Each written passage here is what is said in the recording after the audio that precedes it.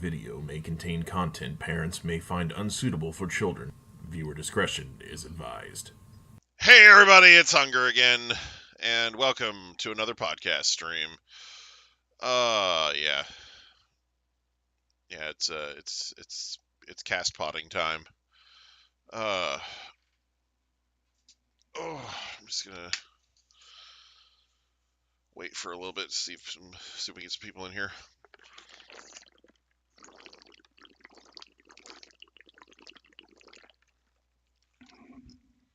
Server region, Iowa. Okay. Random. All right. Let's see.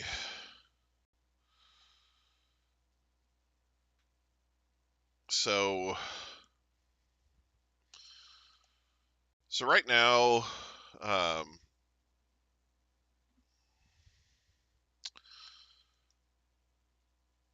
let's see here. Oh, what the? Are there fish in here? Put fish in here. Why is the place loaded with fish? Fish. I don't understand why there are so many fish. Fish. How's it going? Fish. Like, I log in and there's just fish everywhere. What the heck? Yeah. Don't look at me. I'm not in the realm. Yeah, no, I get that. Also, I just looked at the thumbnail. Why is Delphox looking at me like that? She's looking at the podcast logo, like. I see. You know. Anyway, but yeah, I always like that image with Delphox giving the side eye like that. Yeah.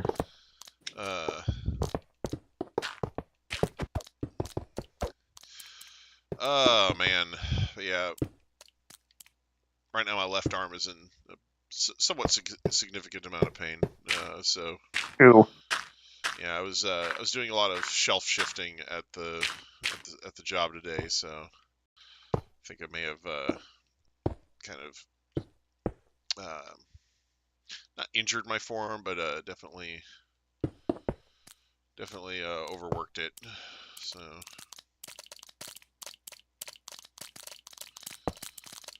Oh man. These fish is crazy.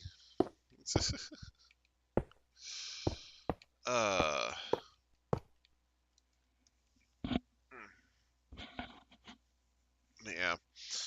Have you heard anything about the so-called Great Meme Reset? No. So apparently there's this sort of, I don't know, movement, if you want to call it that, to try and basically stop the brain rot memes like 6-7 and the AI slop memes and stuff like that, and go back to, you know, the old days of the dank memes and the, you know, yeah, like, stuff like that. And, you know, and while I don't necessarily see anything wrong with it, like every single video that I've seen in my YouTube feed about this subject is like some little kid, you know. It's like, you guys aren't old enough to remember the good memes. What are you doing? You guys aren't old enough to remember the chaos that was the early internet. Oh my gosh, yeah. So I just thought that was funny. Like, and like it's always like kids with like low subscriber counts too. It's like, why are you showing me like? Of course it is. Why are you showing me like small children with low subscriber counts? What is wrong with you, YouTube? So it's like, I'm wondering if some of these kids are just kind of like trying to jump on the algorithm, like they see that it's trending in the algorithm, so they're just trying to grow their channels by making videos about it, you know? Hunger, they're not even old enough to know how to spell the word algorithm. What makes you think they know how to take advantage of it? Some of them aren't. I mean, you know, you'd be surprised at how tech savvy some of these kids are. You know, like I talk to like kids like my nephew's age, and they're like, oh yeah, I'm learning programming at school, and I was like, what are you what? You know, like, So, I mean, when I was in school, the most amount of programming I did was just like basic HTML websites. It's really all they cared to teach us. I'm sorry, Yeah. what did I walk in on? So you haven't missed too much. I was talking a little bit about the Great Meme Reset. Have you heard about this? Not particularly. So I started seeing this crap show up in my feed after New Year's, right? And basically, it's this movement, as it were, that's trying to get people to kind of reset the algorithm with like based memes instead of like the brain rot memes like Skibbity Toilet and 6-7. You know, and go back to posting like dank memes so that the algorithms stop recommending us stupid shit. You know, like, and it's like, you know, if that's all it is, I'm completely for it. But like the videos that I keep seeing in my feed that are talking about this, they're all like little kids with low subscriber counts, like, you know. Of course. So I'm like, you know, because that's going to be much better. Well, because my thought is like, you know, like you guys aren't old enough to understand what memes were like during the quote unquote golden age of memes or whatever, you know. So it's like well, yeah, obviously. So I'm like, obviously, why are these, you know, like, I mean, if these kids are just like sick of the AI slopping the brain rot, good for them. But you know, like, means they were raised right. Yeah, exactly. It means they're some based kids, but you know, but like these kids talking about how, oh, I want to go back to the glory days. It's like, what, when you were freaking a fetus, you know, like, you know, like, yeah, like, I don't know. Yeah, I just, you know, the way that, you know, like I said, it's one of those things where I haven't watched any of these videos on it. I just basically kept seeing them in my my YouTube feed, like they were being recommended to me, and then I would just, and so I ended up just asking Google. I'm like, what the heck is this? You know, so. Yeah, I'm not.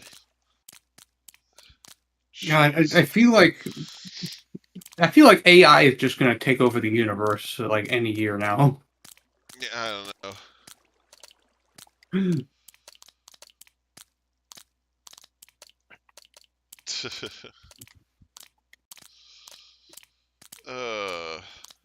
I am not gonna look forward to the year that it does. Do you know how all these fish got here, by the way? What fish? So if you look at where I am in the realm at the moment, like I spawned in, right? And there are just fish everywhere. They're just flopping around on the floor. You know? You think those might have been like put there by someone? Yeah, because I have not been. Yeah, I have not been in the realm once. Yeah, so I don't know if that was Caps just, you know, doing some harmless griefing, but you know, but there are fish all over this place, and I find that weird. I'm surprised they haven't died from the lack of water. Some of them have, I think. There were more fish earlier when I came down here. I think some of them were just holding out longer. Peculiar. But good God, you know, good God, the fish. Anyway. Good God, the fish. That is a statement of all time. That is one of the sayings of all time. Yes. But yeah, I watched the season premiere of Sentenced to Be a Hero earlier today. That's a thing. It's actually really good so far. You know, like the way they've set things up. Yeah. I've been seeing a lot of My Hero Academia memes in My Hero Recommended as of late. Man, mean, my hero went off this It past sure season. did. So It sure did. yeah, It's I don't know if still you've the seen shit. season 8, but it was amazing. Yeah. Yeah. Meanwhile, there's me who's only seen like what 5 episodes of the first season. Oh man. Yeah. Yeah. I mean, so my hero is really interesting because you can't say that it's based from start to finish or anything. Like it has its Yeah. lulls and it has its high points, but the first season, um, you're just kind of getting to know the characters for the first 3 seasons because somebody showed me because I wasn't in like from the beginning. Like somebody showed me the first part of it, and I was like, and I'm watching the first few seasons, and I'm like, this is just Naruto, you know, and because hear me out. Like it's one of those things where it's not because it's the same genre or anything like that because I tell people the first few seasons of My Hero are just Naruto, and they're like, oh no, it's just because they're the same genre. It's like no, they literally took all of the plot points for the first part of Naruto up until the point Sasuke gets kidnapped, and they stripped away all the characters and all the settings, and they put new characters and settings on top of those bullet points, and they said this is My Hero Academia. So Yeah, I did. Yeah, I never thought it was the exact same plot point because things no, were obviously going to be different. So here's the thing, right? So it is the exact same bullet points. Like if you break the plot, if you take the plot for Naruto and you break it down into bullet points, protagonist does this, side character does that, that sort of thing. If you just break it down into that and without putting the characters' personalities in or anything like that, just the events that happen like by themselves, like just that, right? Right. Because yes, there are different characters in My Hero Academia. I'm not trying to say that the characters are all exactly the same, but if you look at like their roles in the story and what they do in the story, like the events and everything that happen in the story, are essentially the same exact shit for the first like 3 seasons. So basically, you start off, you have your loser protagonist, right? Everybody makes fun of him. He has a big dream. He wants to be the best. In Naruto, he wants to be the Hokage, and in My Hero Academia, he wants to be the best hero. The number one hero. So like I said, he's they've got the protagonist is made fun of by everybody, but he has a goal. He's got a plan. Or sort of. So anyway, so protagonist wants to be the best. Everybody else laughs at him for it. Thinks he's worthless. His skills suck. All that stuff. So then our protagonist has a dramatic encounter, right? Mm-hmm. And as a result of that encounter, he ends up getting the skills that he needs to finally start working towards his dream, right? In Naruto's case, he steals the scroll and learns the shadow clone jutsu. In My Hero, after having that dramatic encounter with All Might, Izuku gets a power passed to him that he can use to be a hero. So so yeah, the overall flow of that part of the story is pretty much the same. So then, you get to the next part of the story where, okay, our protagonist has the skills now, so they have so now they're, in training, to become better at what they're doing, right? So Naruto's in training to become a better ninja, Midoriya is in training to become a better hero, and they both get a teacher with freaky eye powers that likes to expel their students. Like it's literally the same exact plot point where in My Hero you have Iruka looking up the records on Kakashi and talking to the Hokage about how Kakashi expels all of his students, and in the in My Hero, you have All Might looking up the records for Aizawa and being like, oh, hey, he expels his kids, like, so, and they both have freaky eye powers. So like I said, you have the freaky eye power sensei. Anyway, so after that, you have the thing where during a routine thing that's kind of part of the training, they, the protagonist and their friends get attacked by, villains that they weren't supposed to be handling, in Naruto, that they run into Zabuza and Haku. In My Hero, it's the USJ incident, you know. Uh, so they have that whole thing going on, and then the first part of the second season in My Hero Academia is the school sports festival. Well, the school sports festival, what happens there? Oh, well, it's this event where you go through like obstacles and stuff, and then there's all these people watching because it's something that pro heroes use to scout potential sidekicks and stuff like that. Okay, so what's Naruto doing at that point? The tuning exams. So the tuning exams, you go through all these different tests and obstacles and whatnot, and then the and then at the end of it, you have a one-on-one tournament, and and the heroes watch all this, or like or and at the one-on-one tournament, the potential clients watch all of it to determine what kind of ninjas they want to hire. So it's the same basic premise, and both of them end in a one-on-one tournament, the tuning exams and the school festival arc or school sports festival arc in My Hero Academia. They both end off in a 1v1 tournament. So that's a thing as well. So in Naruto, when the tuning exam starts, there's this test, right? It's a written test, and Naruto can't pass it, and instead of doing what he's supposed to do to pass the test, he ends up sort of accidentally passing because they changed the rules of the test near the end, right? So that is mirrored in My Hero at the part where Midoriya is attempting to enter UA.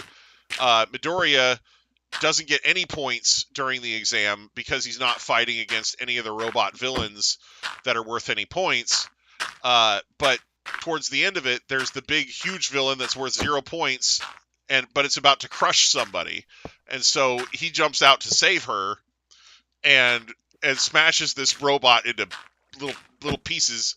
And, he basically just hits it with one big punch and knocks it flat. And so they end up scoring differently. Like, basically, there was a hidden element to the test where they were given rescue points for rescuing people, and since he heroically jumped out to save somebody, he accidentally passed the test. So it's the same thing. It's just a slightly different version of it, where there's a test that they're supposed to pass, and then the protagonist basically passes by accident just by doing what comes naturally to them. So. Yeah. So yeah, like the series is full of little parallels like that. You have the kid in the hat that hates heroes. That was a part of the bridge story and everything in Naruto, and that winds up in like the first half of season 3, I think, in My Hero Academia. Yeah, I think I remember something like that. Like it's a little like. In Naruto, you have the little kid in the hat, Inari. His dad was killed by bad people because he was a hero, so he doesn't like heroes or people who act like that. So, yeah. In My Hero Academia, you have a character named Kota who also wears a hat, and his parents were superheroes, but they died in the line of duty. So he thinks that heroes and villains are stupid.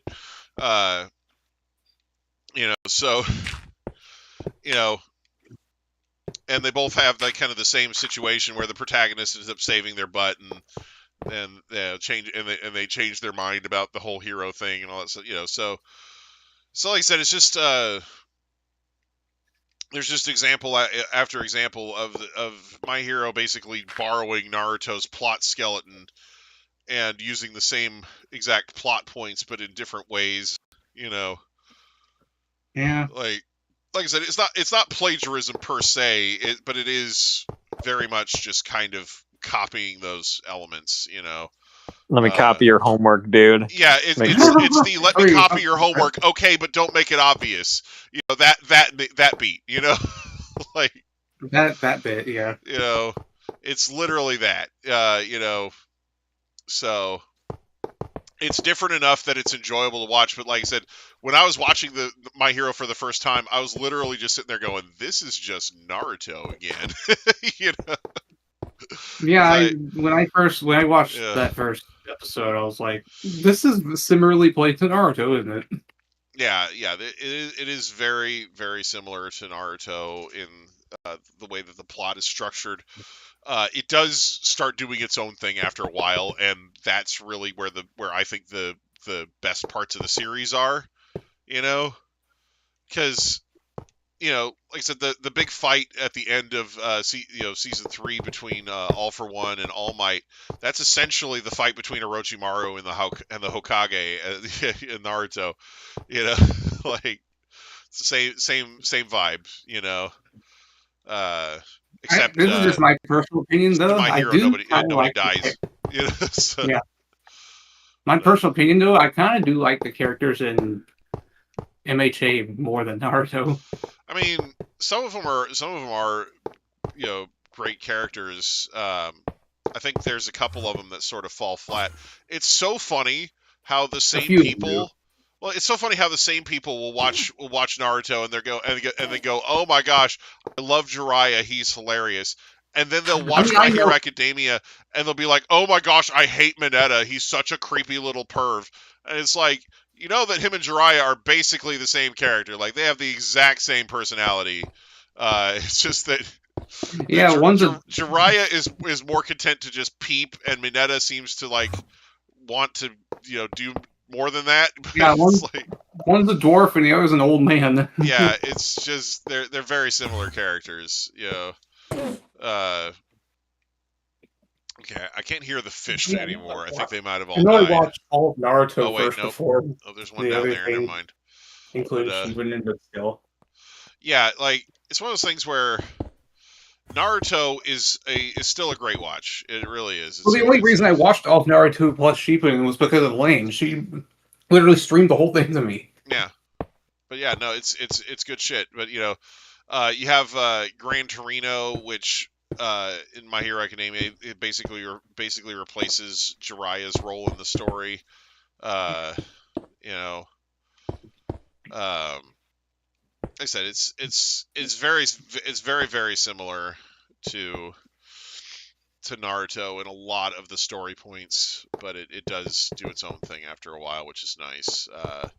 And like I said, the parts where it's doing its own thing are some of the highest rated parts. They're, like season 7, season 8, where it's out there doing its own thing. That's where everybody's at, like so. Yeah. But yeah,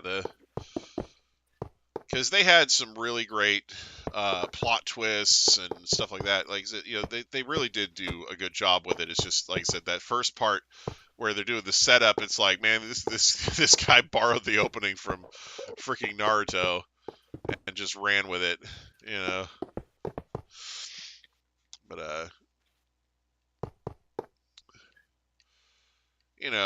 I mean, I can't say I never take inspiration from anybody else, but I try to at least make it, my own thing, more so than that, like, yeah, no, I get it.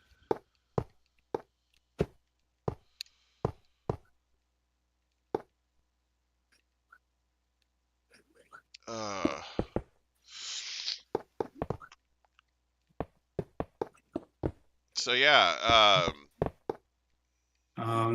not to get too political, but did you hear that the U.S. just sort of casually invaded another country and kidnapped their leader?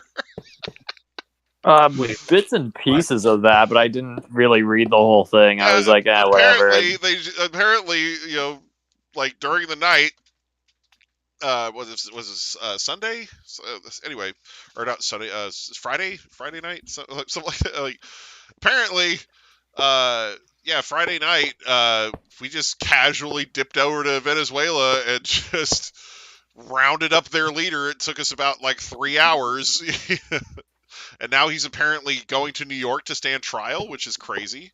But hey, I mean, it's one of those things where I honestly, as far as politically, right? I'm trying my best to be like neutral on this, but it's one of those things where I feel like this isn't necessarily something to be too alarmed about as long as the proper authorization was given. Like in other words, if Congress signed off on this, because it was war, it was a military action, so you can't just do that without Congress saying anything. So, if Congress Right. approved of this, which I still don't know if they have or not, then like I said, I won't say too much about the whys and everything, but it's one of those things where it's incredibly efficient, but I do have to say the people who are going online and being like, oh my gosh, our president's so great. Look at how easily he did this when it took us 8 years to catch Saddam Hussein. It's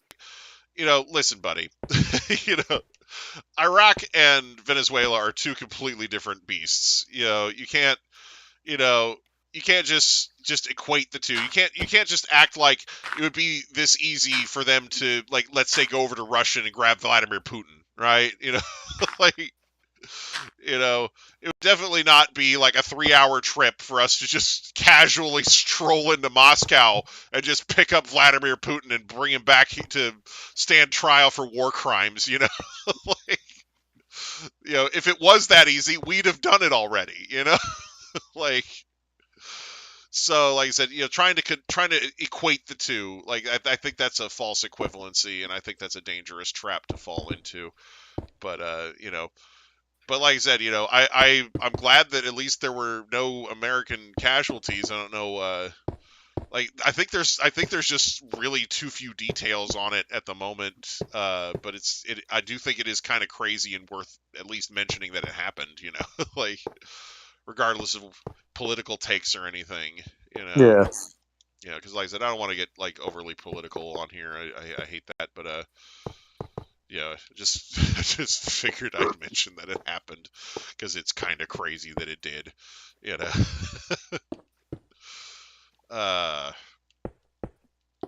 what a weird thing to have happen, just out of nowhere, because I knew we were attacking boats, right? I knew we were attacking boats from Venezuela. Some people have been trying to say that they were just fishermen, and other people are like, they're no rods or poles or nets. That's just barrels full of drugs, like, so, But yeah, so, like I said, if our intelligence over there is really that good, then gosh, why can't we get that in other places? Like. That's kind of crazy, I'd kill to have that type of information about freaking Russia's, like, for example, like, just, like, oh yeah, we know exactly where Vladimir Putin is and where he's going to be 24 hours from now. That would be crazy intelligence to have, like,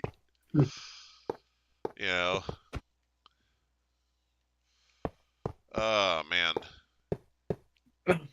you guys hear about the fraud going on in Michigan?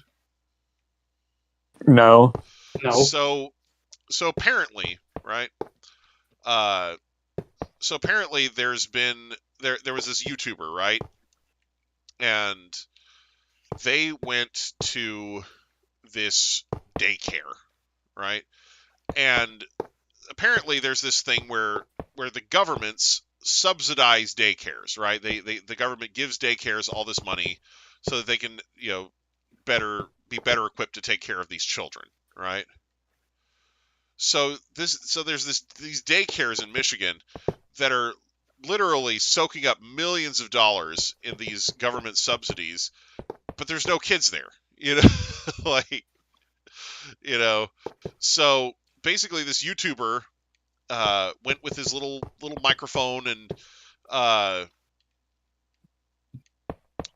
tried to go to one of these daycare facilities and ask if they could enroll their kid, and there's and they found there's, it's like a weekday, there's no kids there, there's, nobody, like, it's just very sus, so basically the insinuation is that a lot of these daycares are basically just running these fraudulent operations so they can get these government subsidies, and the government is just handing them out without actually checking to make sure they have real kids that exist on, in their daycares, So, so yeah, that was like a whole thing, and it's funny because so this YouTuber does this video, right? The video goes like super viral. And then, then the FBI director is like raiding those same places within the week. It's like, gee, kid, thanks for doing our work for us. Oh my gosh. That's another thing.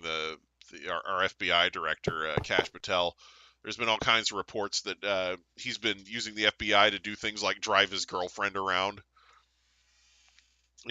instead of like, actually like using them for what they're supposed to be doing, which is kind of nuts, Might explain why why it's taken him so long to catch some of these criminals,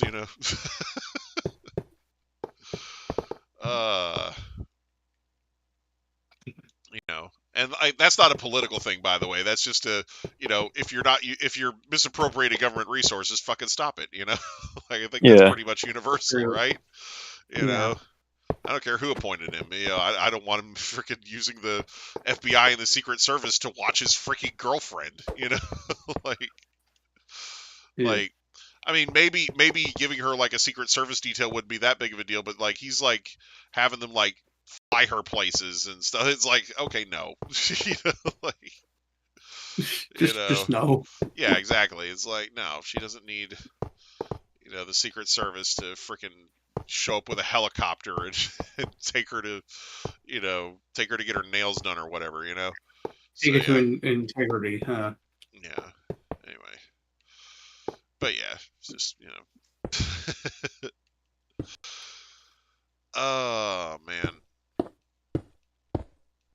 But yeah, I'm actually a little surprised at how few anime have already kicked off for this season. I think part of it is that there is a little bit of a New Year's break in Japan, so I think a lot of the studios and whatnot are just waiting a little bit to start their releases, so, but it's interesting,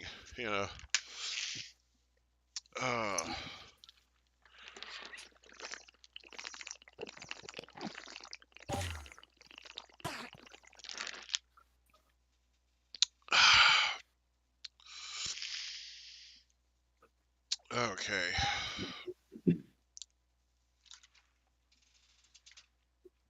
Oh. Whew.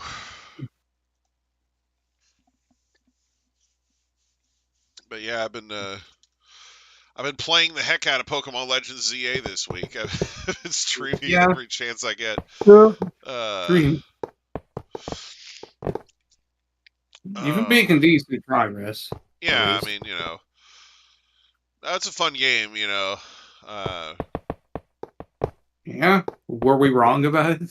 Yeah. Well, it's one of those things where I do think that they somehow made alphas way worse, like, you don't have to fight them, Hunger. I know you don't can have just to avoid fight them entirely. I know you don't have to fight them, and you can just run The away. only one that you've had to battle so far is the Bunnelby. That's the only one that's like mandatory. Right. There's like very little like alphas that I can think of that are actually mandatory fights. Right. But here's the thing, though, right?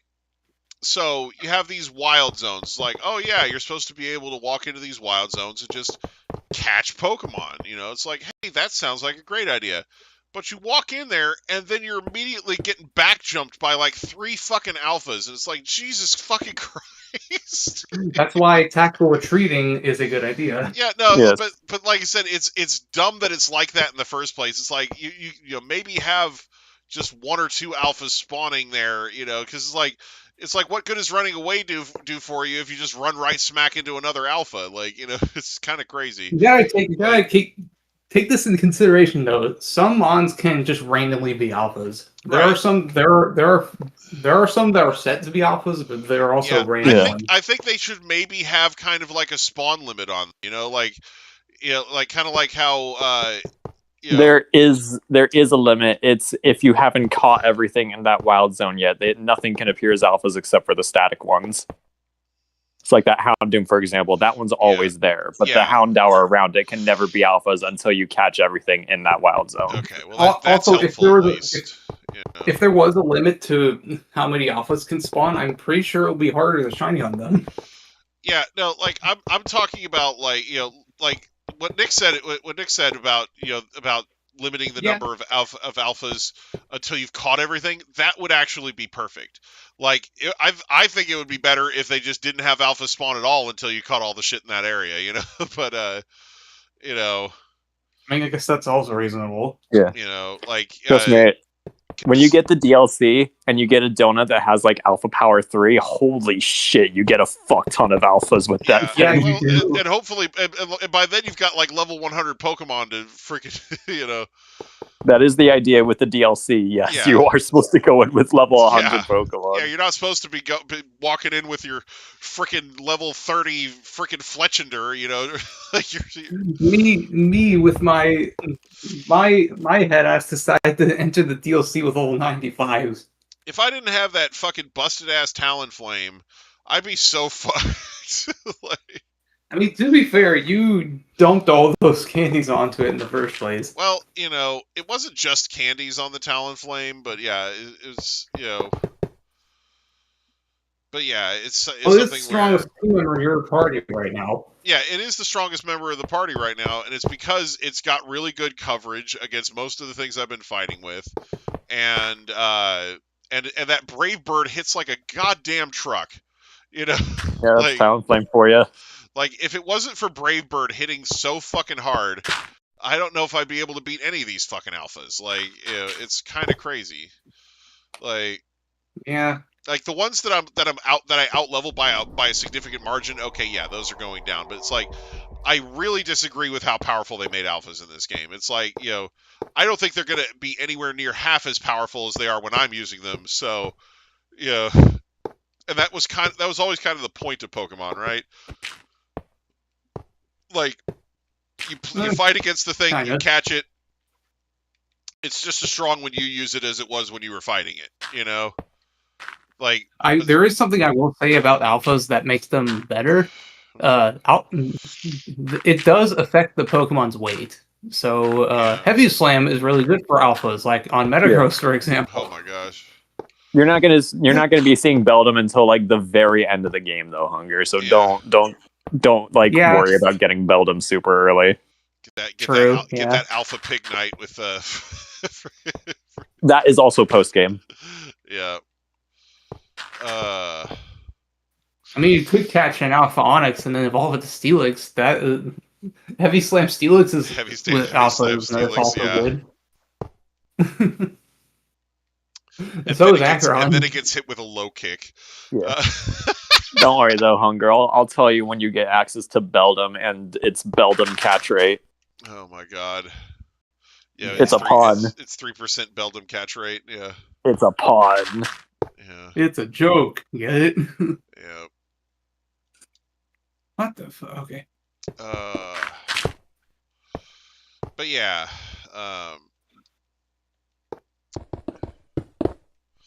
But yeah, like I said, I've been enjoying the game for the most part. I think the alpha's been probably the worst part of it for me, but you know, it is what it is. You know. Just, you know. Yeah. Like, I also don't like the way that the aggro works with alphas. Like, you know, in most games, right? if you have a monster that's attacking somebody, and then somebody else comes along and starts punching that monster in the face, the monster is eventually going to give up on attacking the person that it was attacking in the first place, and then start attacking the person that's actually doing damage to it. But these fucking alphas, they will sit there and just ignore the shit out of the Pokemon that just brave birded the shit out of them, and keep going after the fucking trainer, the guy in the back giving the orders. It's like, what the fuck? The Rogue Mega boss fights are the same way out here. Oh, Yeah. Here's the thing: the Rogue Mega fights that I've done so far, so none of them have been hard, right? And Yeah. And there's two reasons for that, right? So the first fight that I did was the one where I was fighting against Absol, but the game basically force feeds you a Lucario and has you use that. So you're basically fighting against a dark type with a fighting type, and you just have every advantage in the world against it, right? So you just beat the shit out of it. The tutorial fight. Yeah, it's like you said, it's the easy tutorial level. Well, then they had me fight against Camerupt, fucking Victory Bell and Slowbro. Victory Bell and Slowbro. But the thing is, they give you a helper for each of those fights, and the thing basically just sits there and aggroes the helper most of the time. Like, like I'm sitting there watching my helper's Pokemon like get knocked down to half health and all this shit, and I'm just sitting there wailing on them, like, so yeah.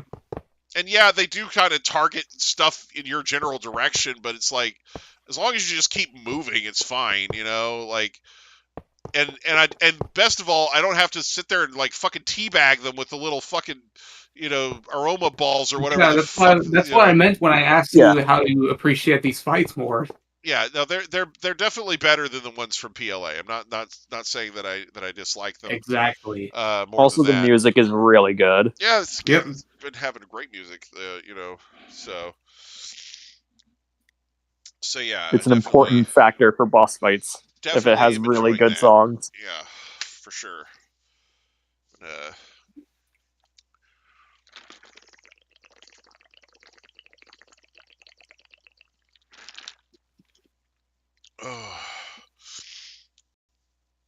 Oh man. I mean, I can assure you that the later bosses will get interesting. Interesting, huh? Oh man. But yeah, so the only hard boss I would say is just Rayquaza. That's really the most. That's the one I had the most trouble with. Everything else is just like whatever, just get it done. Yeah. Yeah, that's the DLC final boss though. Yeah. Yeah. It's kind of like how I didn't really have too much trouble with anything in Persona 5 except for Maruki, but he was he's essentially like the final boss for the extra crap that they added at the end, for Persona 5 Royal, No, wait. I'd like to correct myself, actually. Rayquaza was hard on my first go. On my second go, I brought an Annihilate and beat the fight in under a minute and a half. so the moral of the story is bring Annihilate. Yes. Oh yeah, I did want to bring this up though. I did actually try the Rogue of Mega Rush. The farthest I could get was Slowbro. Actually, no, Victory Bell, not Slowbro. Slowbro is the first of the three. Yeah, I beat it on my second try. You brought half. You used like half Annihilate, half Gourgeist. Bro can't even do math. It was 2 Gourgeist and 4 Annihilate. Oh, okay. For some reason, that was multiple Annihilates. Yeah. Is it only doable if you do it in that specific way? Just those? Oh no, you could do it with whatever the hell you want. It's just I did it with the easiest possible method. They only give you 3 heals in advance though. Yeah. So I'm just sitting here like, oh yeah, I got Gourgeist, and then I got my other group of ghost types, and dark types: Yveltal, Greninja, Doublade, Bayonet, and what's the other one? So why does the Annihilate strategy end up being so good against Rayquaza? Trick or Treat. Gourgeist gets Trick or Treat and adds ghost types to Rayquaza. Okay, and then you just use that rage punch thingy to. Yeah. Rage Fist. And it also gets Screech and Focus Energy and Bulk Up. Okay, yeah. Yeah. Okay, I can see how that would be fun. The only reason I lost the Rogue Mega Rush the first time is because Zeraora teleported behind me and killed me. Nothing personnel kitted him. Do you have Yes. Do you have access to Houndstone? Yes, Houndstone is in the DLC, yes. So could you like basically bring him in at the end and just use that what is it, last rites or whatever to Last Respect, yeah. like fight last respects or whatever to just You could to just do stupid damage after it becomes a ghost type if he kills you, if like as a last resort if he kills the rest of your team, you know. You could, but it's just like Annihilate should have no problem just killing it on its own. You really don't need anything else other than that. Yeah. How much power does Last Respects go up by for each killed ally? I think it goes up by 50. It goes up by 50 and it's base power 50, so that's It's like 300 base power. Yeah, it's 300, yeah. 300 more base power without stab. When 5 of your allies are dead, yeah. Like, yeah. That's more than what Fissure gives in this game. Yeah. Just That's, yeah. Oh, man. Then again, Annihilate is like one of the most broken ghost types. I don't know why people would put Houndstone over it. Oh my gosh. Oh yeah, speaking of ZA, actually, the next ranked battle season is going to start soon, and it adds Septilite to the reward pool. Oh, boy. Yep, I can't wait to get it, because I have a shiny Alpha Septile in the waiting. Yes. And it allows for sub-legendaries and mythicals to be used. Yeah, I assumed that was the case because I saw Marshadow and their freaking the imagery there. Which it's going to be so fun seeing everyone use Mega Bagirta. Oh god.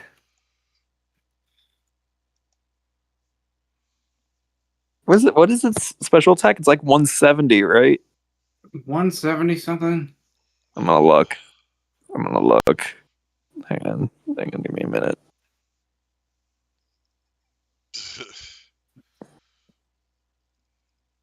Magirna Mega. Yeah, exactly 170. That's fucking crazy. Why did they make this Pokemon? Well, I can't wait to bring my Alpha Chandelure into there to counter the hell out of it. Assuming that's possible. Oh, they like bring anti-Chandelure measures. Yeah. Like, oh, here's a Mega Absol Z. Now eat shit.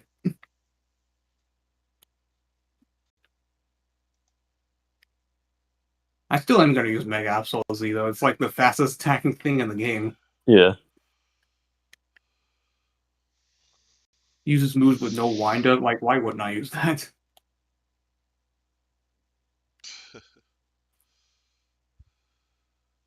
Oh yeah, I got another pro tip for you, Hunger. Because do you have Meganium's Megastone yet? I do. I used Mega Meganium in the stream last night. Ooh, nice. Give it Solar Beam, because when it Mega Evolves, it doesn't have a startup time when it Mega Evolves. Okay. Yeah. Wink, Also, wink, nudge, nudge. You don't have to give it Solar Beam if you don't want to. It's just crazy good on Mega Meganium. Yeah, sounds like a plan. I mean, I was gonna be like, make sure it has Fairy Stab because its Mega becomes part Fairy. oh Yeah. Okay. See if I, And you just picked up a TM for Dazzling Gleam as well, and it does get that now. Did I get Dazzling Gleam as a TM? Okay. Yeah, you did. I remember you getting it. All right. So yeah, may have to do that then.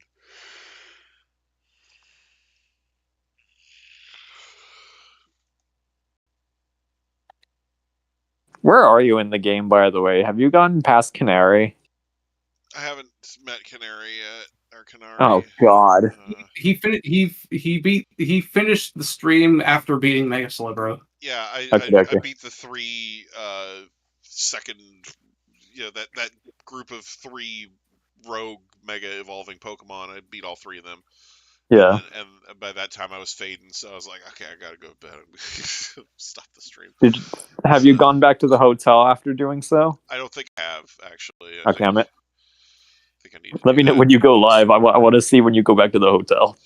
Oh, man. And also have something that counters dragon types when you go back there. Hint, hint. Hint, hint. I'm not going to say anything else about it. Right there.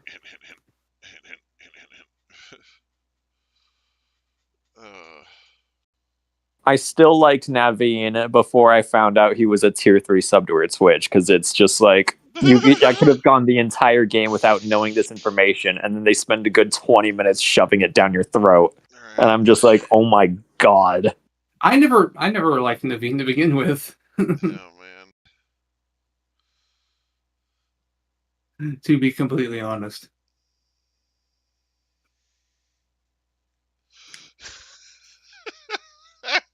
Naveen can go suck a fat one, if you know what I mean. Yeah. Oh, man. This is beautiful. Hang on. This is like Where are you gonna... here.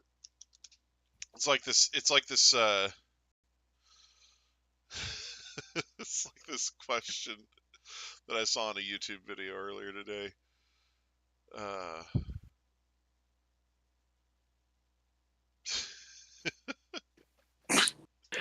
Again, I'm just looking at Stream Team. It's not even music anymore. It's just a shockwave that kills you instantly. It's not how this works. That's not how any of this works. Wait, I think this is a funny meme, right? Yeah. Yeah. Yeah. Now, I don't consume Transformers media. Is this Brawl. true?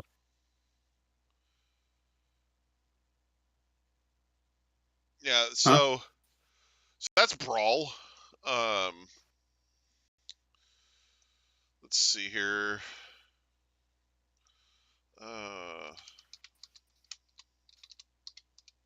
Brawl? You mean like the name of the Smash character. Brothers? You mean like the Smash Brothers? The name of the character is Brawl. Like the Smash Brothers. So here's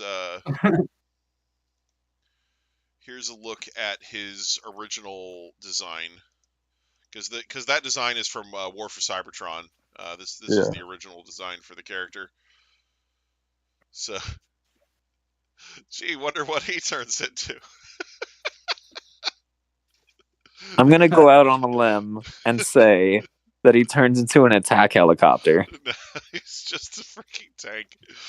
Oh, it's a tank. Okay. Yeah, like so. Oh, the funny thing is, I was about to say tank as well.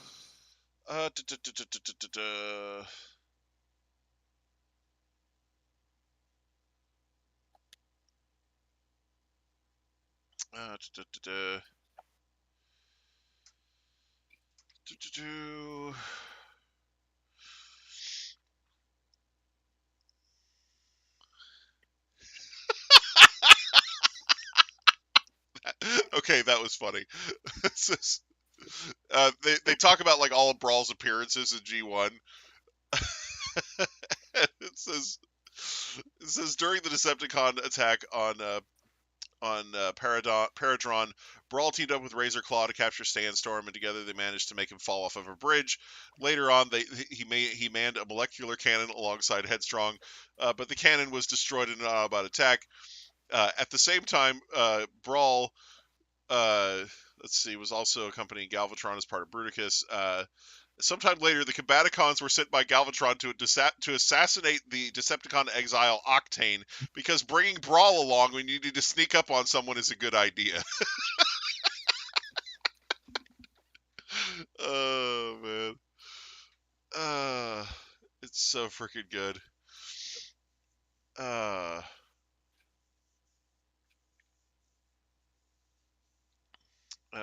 Man.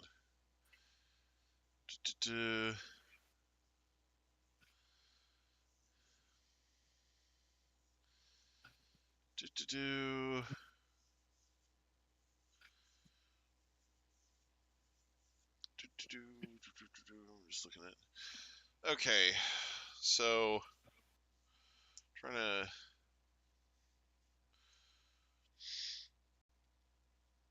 Because I think Brawl may have actually been a playable character in War for Cybertron, so it is possible that there's a. It is possible that that's correct about his weapon. Huh. Because Brawl actually shows up in the first War for Cybertron game, and then he shows up in the sequel Fall of Cybertron with the rest of the Combaticons, because the rest of the Combaticons are not in the. Let's see here. IDW Prime Trilogy. IDW Beast Within. Dreamwave Generation 1. Doesn't have anything about the freaking. Because I'm looking for information about the War for Cybertron thing to see if I could confirm that about his Generation 2 Encore. Hang on. Combiner Wars, Unite Warriors, Age of the Primes. Good grief. Okay.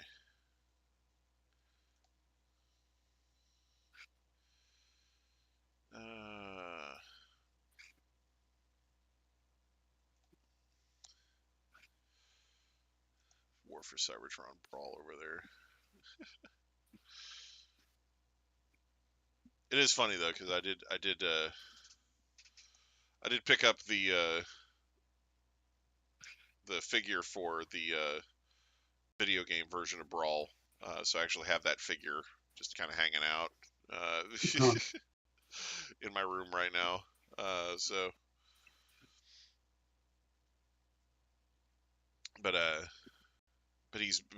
Basically, I got the version that where he combines to become Bruticus, and the thing is, that figure had all kinds of stuff that people hated about it, because in the game, right, the Combaticons all have like the military paint job, right? So they're like either like, so they're like basically like, that kind of tan desert sort of a color, most of them.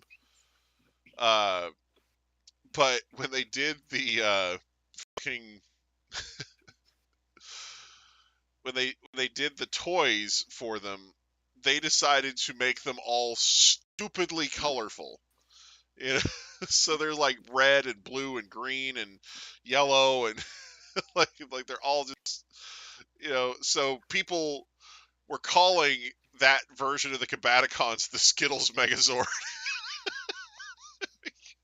It's just,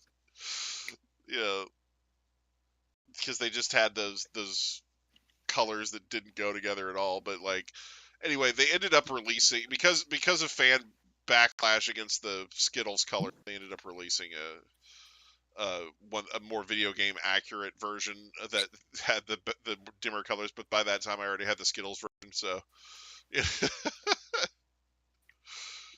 Man, I haven't had Skittles in a long time. Yeah. Same. Skittles is kind of crazy as like a franchise or what, like they had like a whole video game at one point. Oh man. They're definitely like top 5 movie theater candy, in my opinion. They're damn good. Yeah. Yes, they are. It is just a shame that movie theaters are dying. Yeah, there is that whole thing. Well, and the funny thing is, especially with the smaller movie theaters, it's the studios that are killing them. It's the movie studios themselves that are causing them the problems. Yeah. I was watching this video. It was talking about flop, like bad movies, right? And what ends up happening, let's say you own a movie theater and your movie theater has like 1 or 2 screens, right? Let's say you make a deal with Disney to carry one of their movies, and they come out with like something like, you know, the live action Snow White or something, and it's just terrible and nobody likes it. Nobody wants to come see it, but Yeah. they force you to keep it in theaters for like 3 weeks. And tie up one of your screens with that movie for like 3 weeks because you have a contract with them, and if you renege on that, if you don't play it for the full 3 weeks, then they won't let you have future Disney movies. So when they actually make something good, you can't get it, you know. So that's killing a lot of these little theaters that only have 1 or 2 screens because they're being forced to continuously show a movie that nobody wants to watch, you know.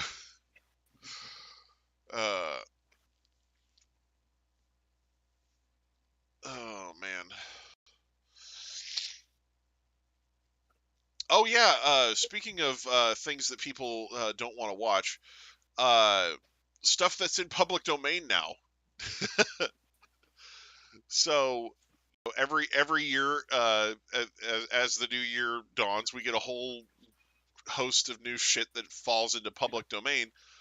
We got some kind of interesting ones this year. Nothing super amazing, but we got some kind of interesting ones. You know. So let's see. Nancy Drew. She is now officially in public domain. Nice. So, and the thing is, because of the way Nancy Drew has been handled over the years,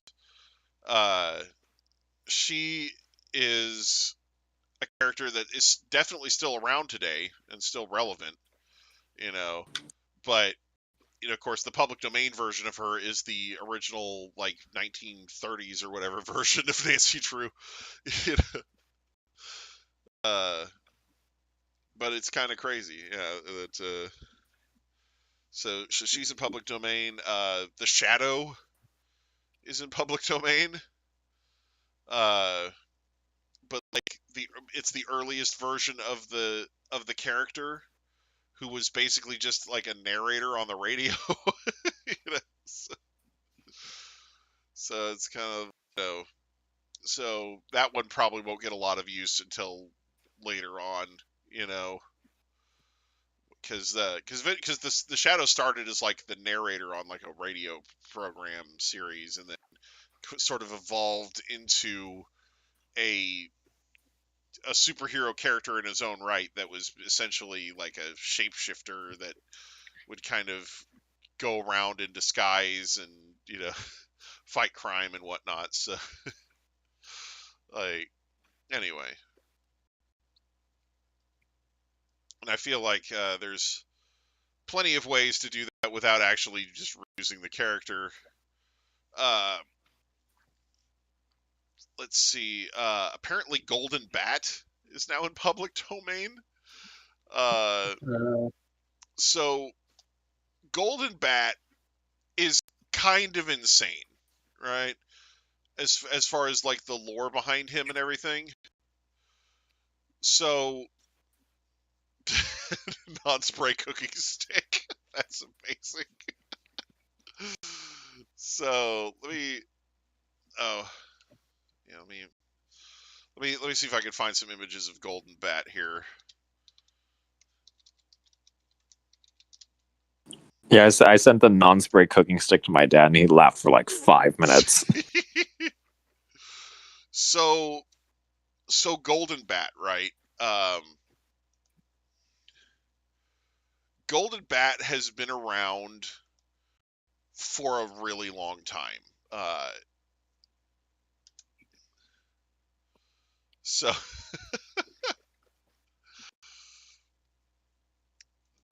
It looks like an anime character. Looks like something out of Dragon Ball. Because he is. Well,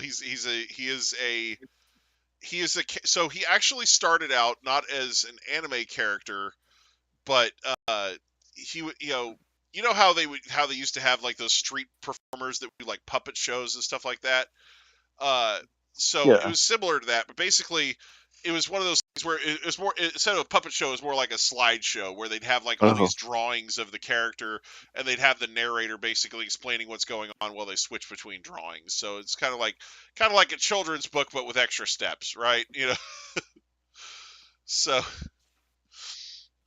So anyway, the character has been through tons of different iterations over the years, and some people consider him to be the first superhero. You know, like, so he's got a hell of a lot of lore, and the thing is, he has like live action movies that haven't survived, right? Like, he's got movies so old that there's no longer any footage left of them, you know. Damn. So, you know, so he's kind of a crazy character, you know.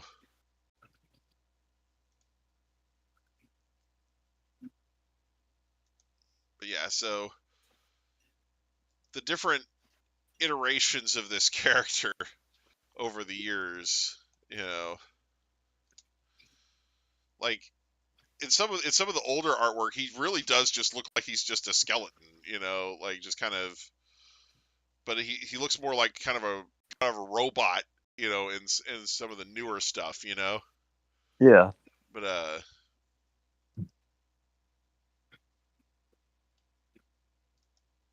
yeah, he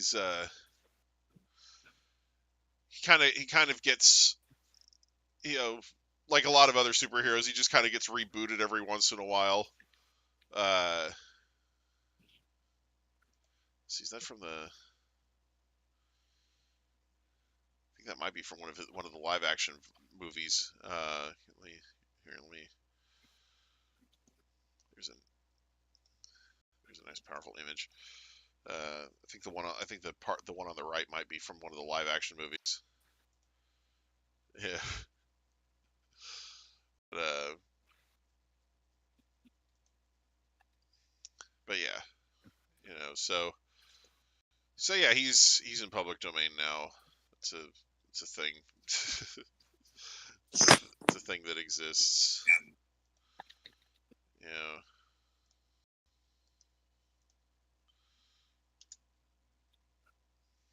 So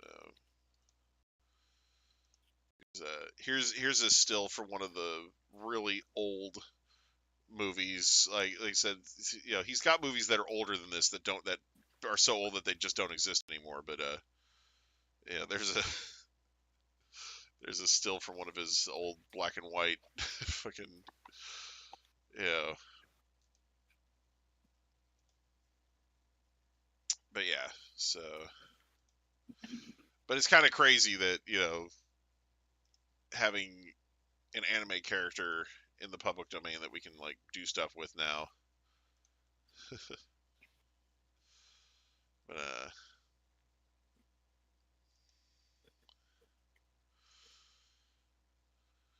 cause yeah, um,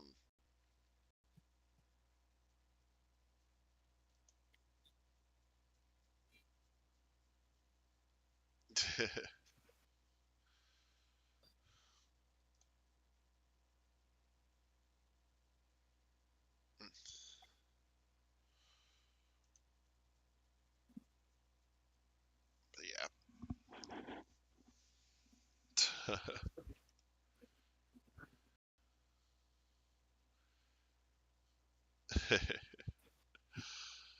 uh,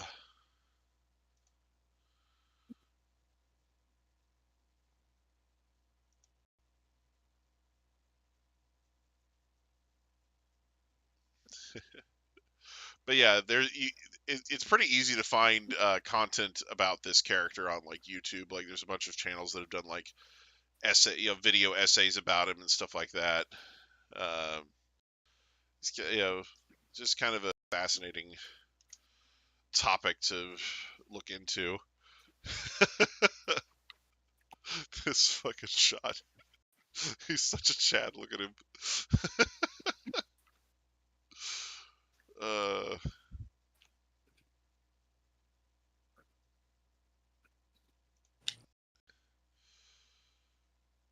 oh man.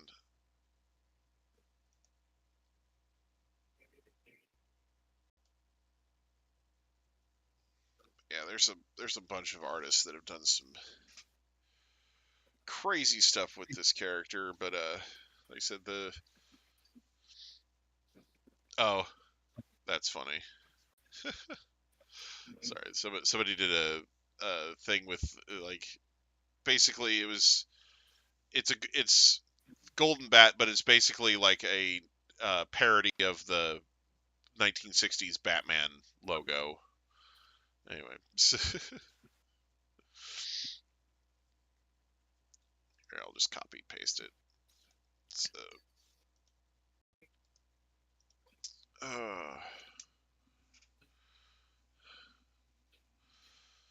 let's see what else.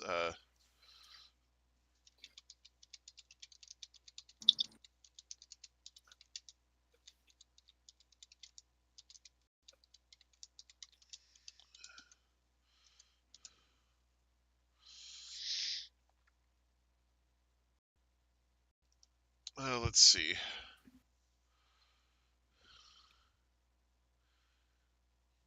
Oh crap! I didn't realize that was one.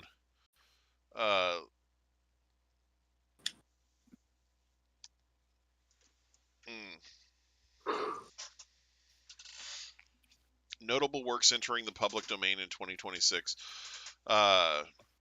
So, Secret of the Old Clock by Carolyn Keene, the first appearance of teen detective Nancy Drew, and 3 follow-ups. The Little Engine That Could, that's another one. The Little Engine That Could is now a public domain. What the fuck? Yeah. The cartoon Dizzy Dishes, the first cartoon in which Betty Boop appears. So Betty Boop is now public domain. Jeez Louise, that's a really old one. Right? That is Boop, boop, old. be-doop, boop. I think the last time they did anything with that character was fucking the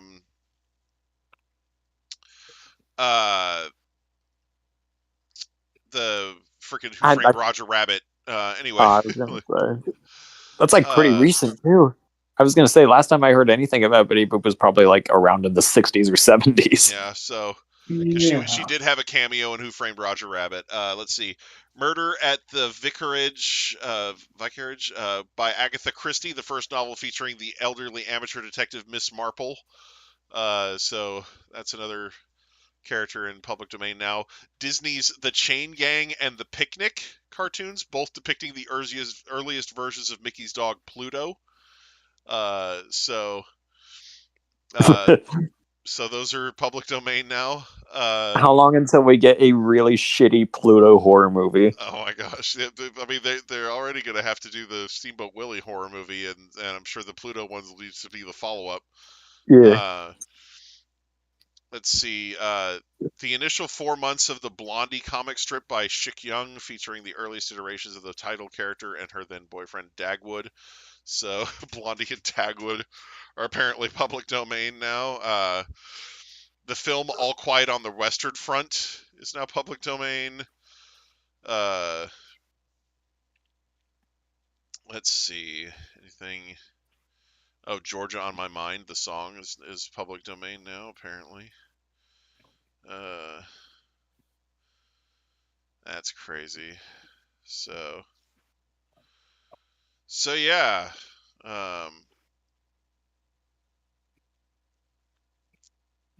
That's kind of crazy. Oh shit. Oh, that could be fun. So next year, copyrighted works from 1931 will get their protections expired, and that will include the Universal Pictures Frankenstein and Dracula. Oh, that's gonna be awesome. So, like, because the original stories, the original books that they're based on, right? Bram Stoker's Dracula and Mary Shelley's Frankenstein, those are both already in public domain. So you could use like those characters anyway. But the movies themselves, you could use clips and stuff from them without any legal problems. You know, from those original black and white Frankenstein and Dracula movies. So that'd be kind of fun. And then Charlie Chaplin's City Lights and Fritz Lang's Herman Hipfield's Jazz Standard As Time Goes By, and more. So anyway, so we got some stuff to look forward next year. But yeah, so we got some interesting stuff entering public domain this year.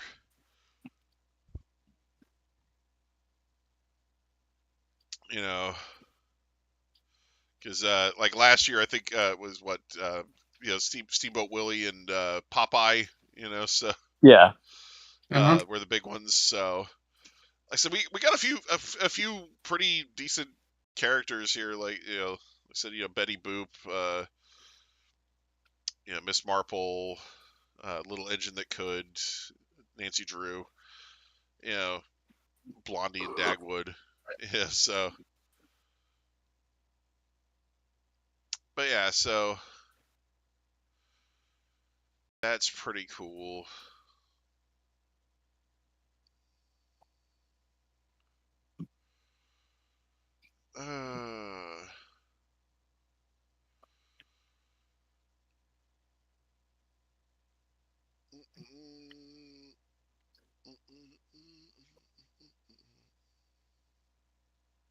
But yeah, no, it's funny because I'm looking at this CBS article, right, about the public domain stuff, and like there's like an ad in the corner, talking, or not, like it's basically it's talking about the U.S. going into Venezuela and just yoinking their leader, and then Trump comes out and does a press conference. He's like, "Yeah, we're gonna run Venezuela for now." Like he didn't explain anything about like what that means. Like like if they're gonna do like another election over there or what. There's just like, no, we're just gonna run it for now. uh, it's kind of crazy. Uh.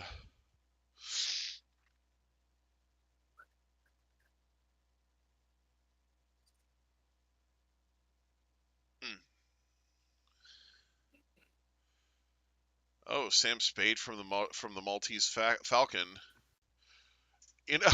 Like, that's if Sam Spade and Miss Marple are both in public domain now. That's like 2 out of the 6 characters that were being parodied in Murder by Death. So so you can technically do like an update of that movie with the actual characters in them soon. Oh man, that's pretty good. Oh.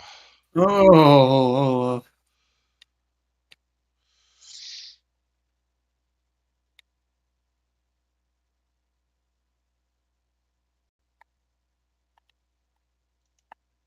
Oh man.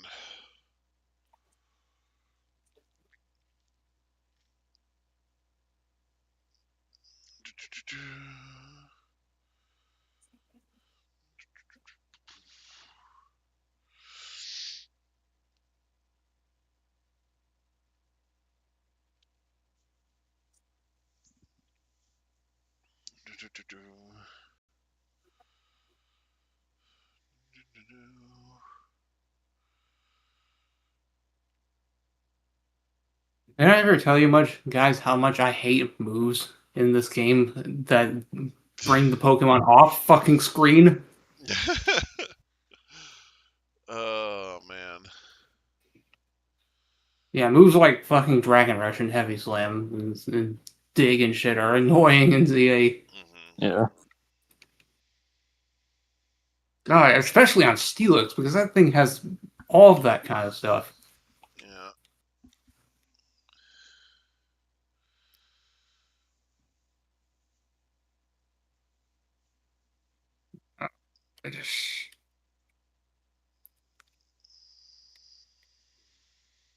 I just want this thing to die 100 years earlier. Huh. Why did I do that?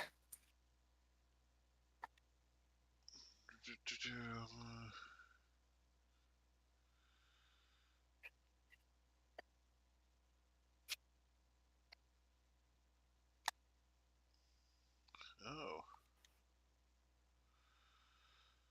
Beatrix Potter children's book. Wow.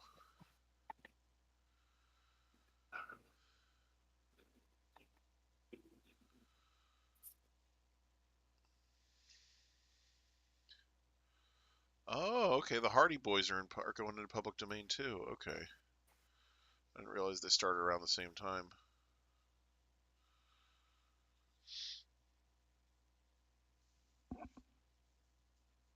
That's funny. Or maybe they were already in public domain and they just had another one go in. I don't know. That's funny. Maybe. I don't know.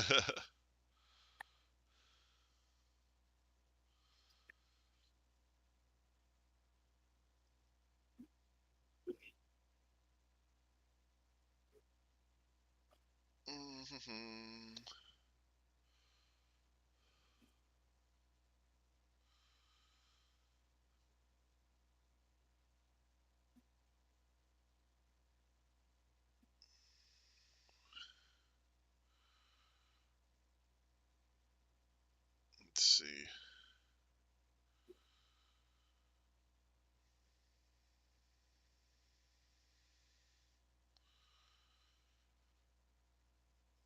Boy, isn't that something.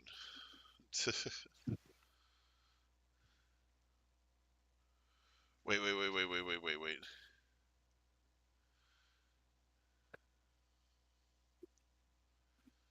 The first England translate. Okay. Notable songs in public domain. Dream a Little Dream of Me.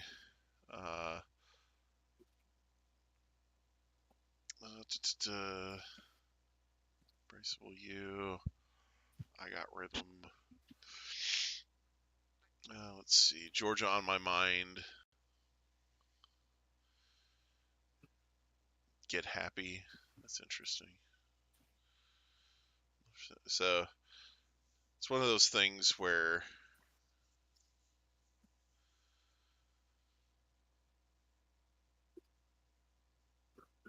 got to be careful because sometimes some of these songs, like the verses that most people think about, are covers. So you got to find the original one if you want to have some public domain. Just a Gigolo.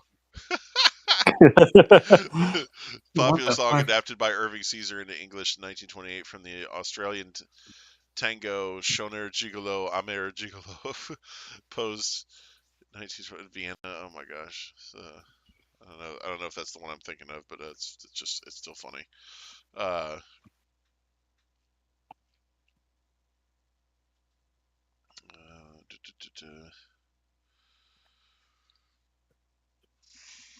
Wait.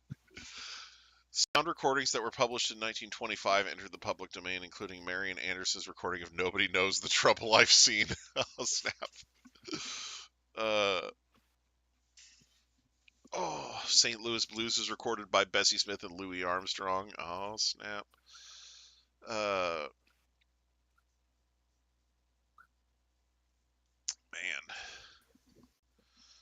There's a lot of these.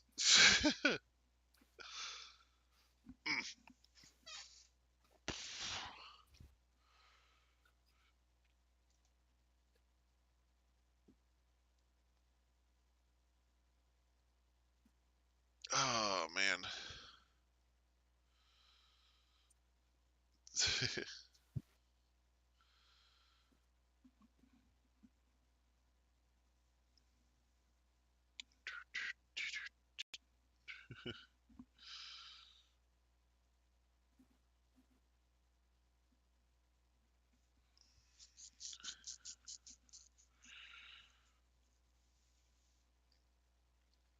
That's crazy. But yeah. Oh.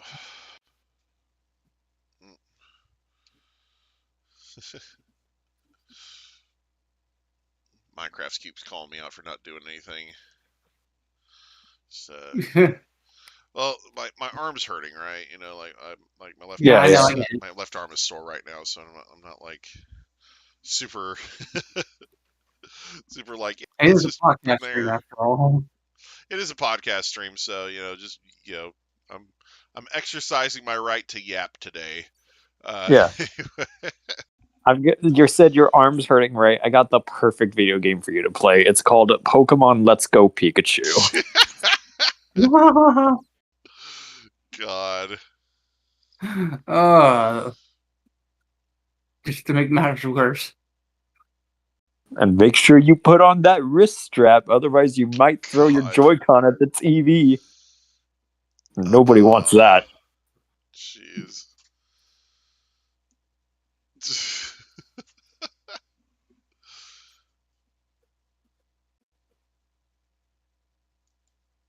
Have either of you ever done that? You take like a Joy-Con or a Wii remote and you just huck it at the TV completely by accident? No, have not done that. I've I have definitely not done it. that. I've And done you it want to know once why? Because I with the don't Wii play remote. Gutsy. No, I mean like with a Joy-Con or a Wii remote, because I've definitely accidentally thrown a Wii remote at a TV.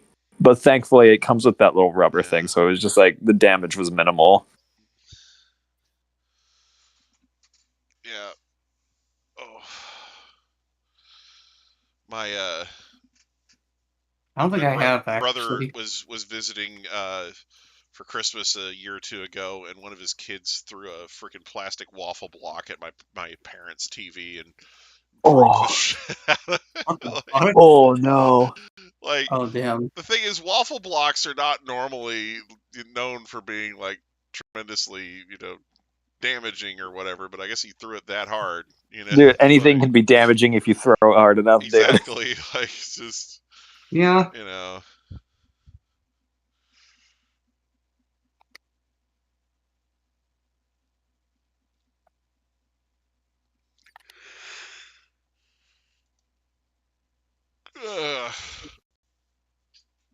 But yeah, I swear, it's fucking. Oh no.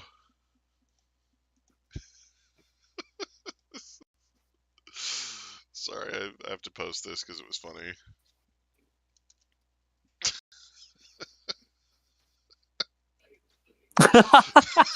Real. That's so real. Holy shit. Oh man. But yeah, so that thing about the orchestra, the math problem with the orchestra that I posted earlier. So there was a video that I was watching earlier, and it was one of those things where they're talking to idiots on the street, you know, and anyway, so they basically this is the question they asked them, right? They said they said if we have 5 machines and it takes those 5 machines 5 minutes to make donuts, or to make 5 donuts, excuse me. Donuts. So if it takes each of those 5 machines 5 minutes to make a single donut, so it takes the five of them working together 5 minutes to make 5 donuts, right? What happens? How many minutes would it take for 100 of those machines to make 100 donuts? And some of the responses. Oh my gosh.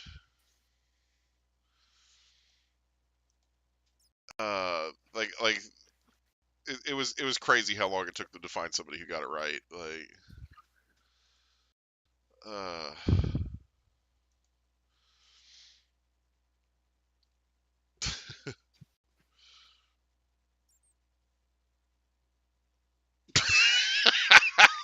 that's so based. Uh, here's It's super illegal. Oh my days.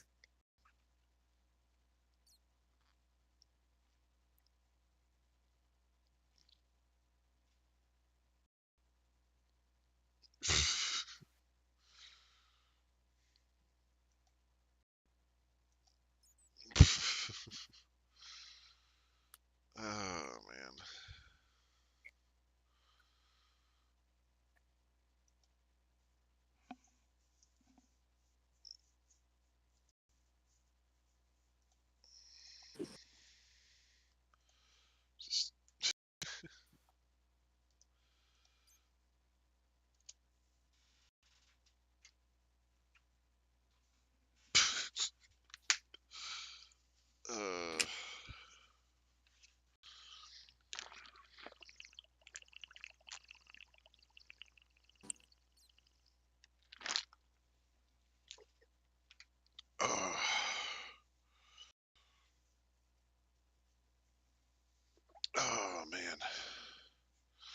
But yeah.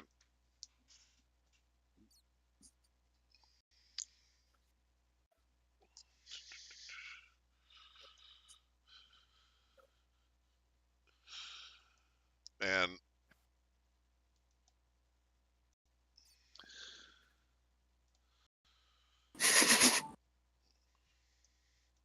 man, Pokemon, why you do me like that? Freaking...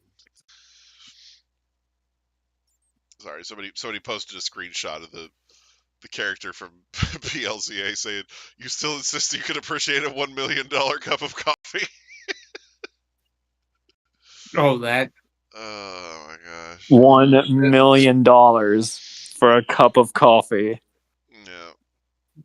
That quest is such a fucking scam. Like, why does it exist? Yeah. Oh, it's there for the funnies. Yeah, no, it's there to waste your time is what it does. It's there for the funnies when you have $5 million in your pocket.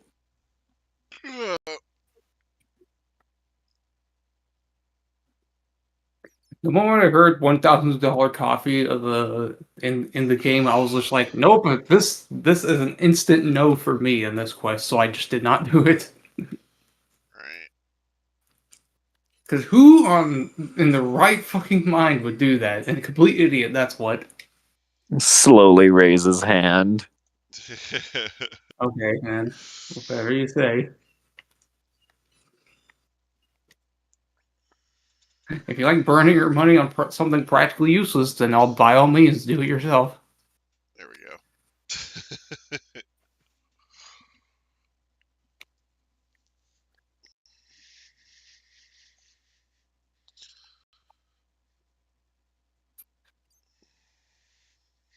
Anyways, shiny Hisui and Gudra, hello.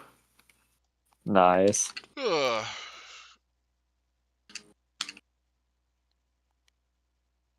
Alright.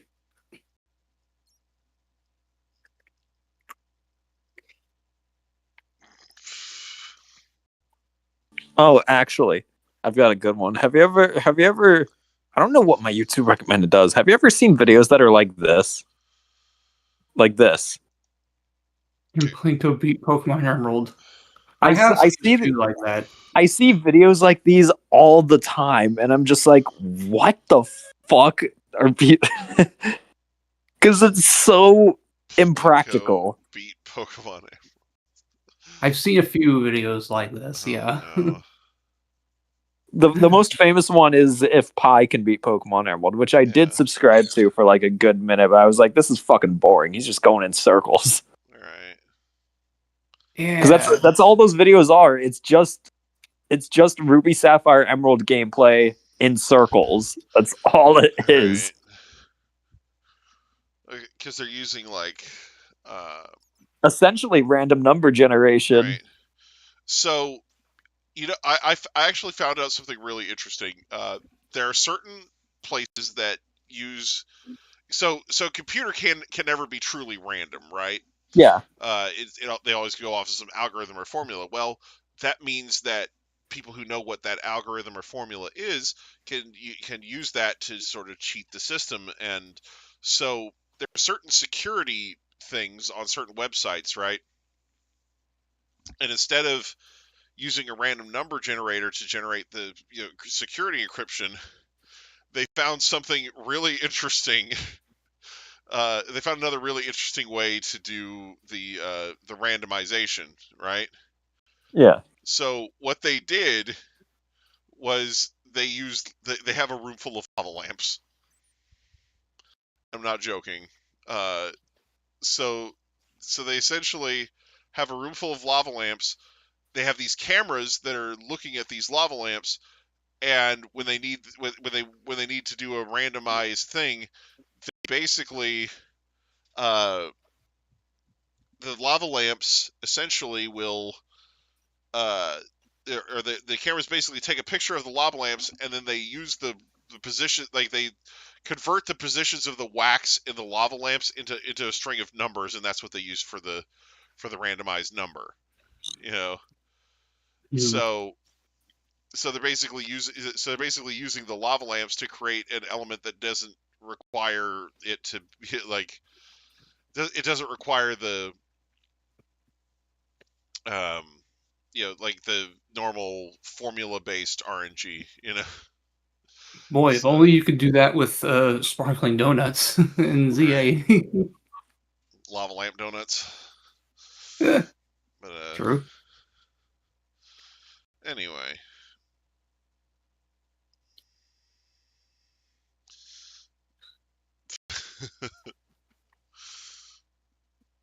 Oh shoot.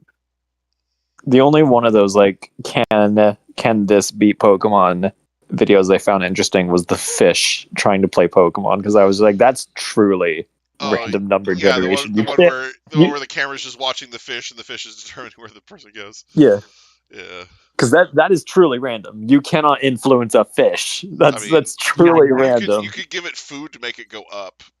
Yeah, Yeah.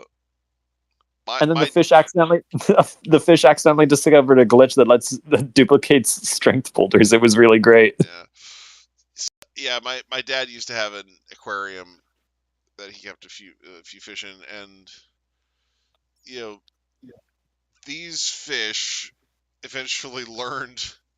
I don't know if it's the sound of his voice or the way the way it sounds when he's walking towards them, but basically they would start moving up towards the top of the fish tank just as he was walking towards it.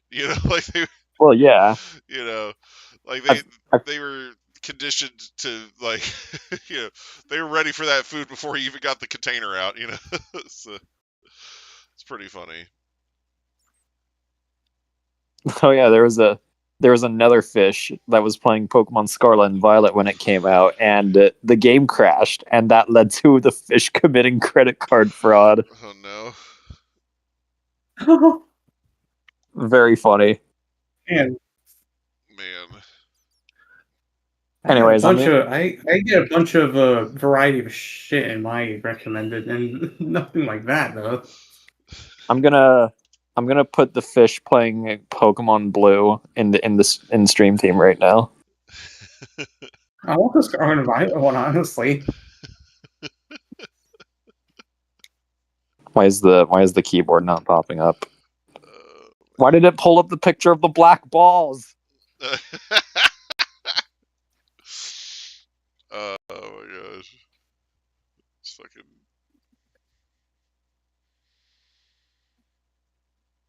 I remember the Dark Ball from the Selby movie. Yes.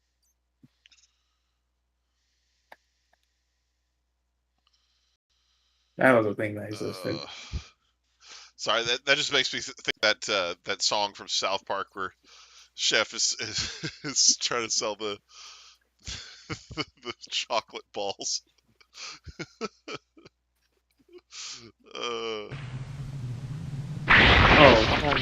Oh, because I said Dark Ball. That's what made you think that. Sorry, that was funny.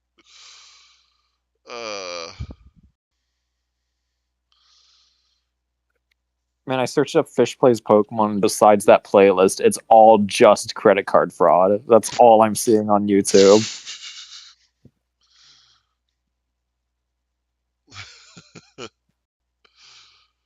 Oh man. Don't commit credit card fraud, by the way. You will definitely go to jail for that. Yeah. To the people in the live chat. All right. Well,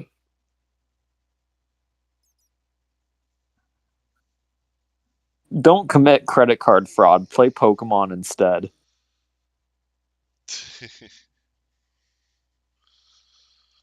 Oh man. and then rage at it because RNG is not in your favor. Yeah.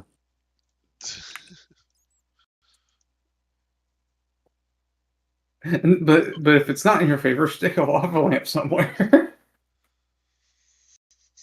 Yeah, can we get a fish to play Pokemon competitive? I want to see if I can take a fish to rank A. The fish brings a full team of half Magikarp, half Phoebus, and then wins the competitive meta with it. Yo, can I take a fish to Worlds? It's like I'm their coach. All right. Fish jumps onto Pokemon Champions, brings a completely broken Ubers team, and then dominates the world with them. That would be hysterical.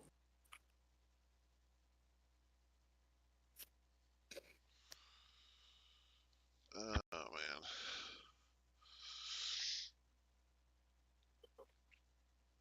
man. The team will consist of Deoxys Attack, Mega Mewtwo X, Normal type Arceus.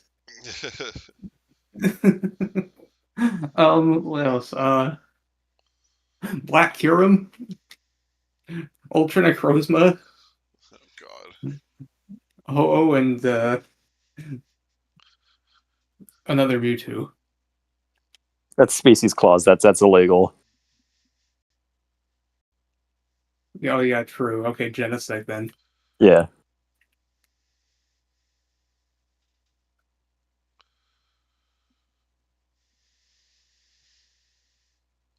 Fish would never break species clause. True.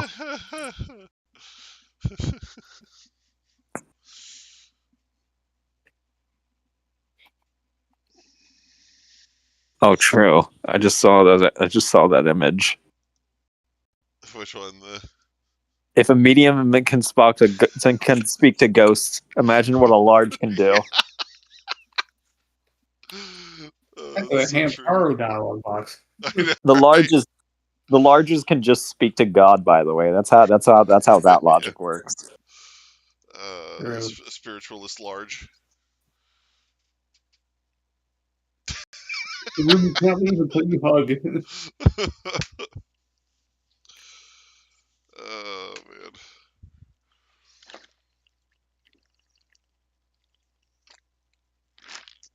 Oh my fucking days. Oh man.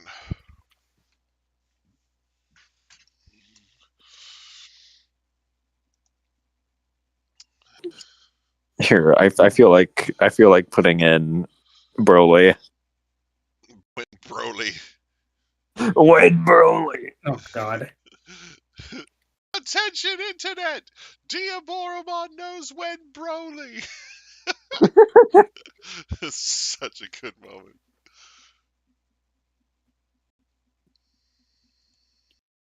My power is maximum. He's so cool, but he's so dumb.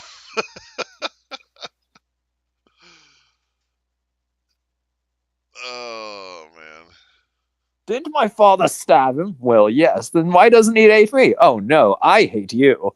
It's Kakarot that Broly hates. That's right.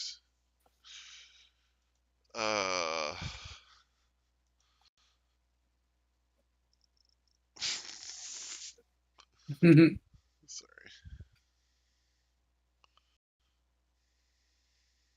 Just focus on your birds, Vegeta. Acquiring birds. Just focus on your birds, buddy. Acquiring Acquiring birds. Acquiring birds. I think I've posted this one before, but it's worth posting again. Hang on.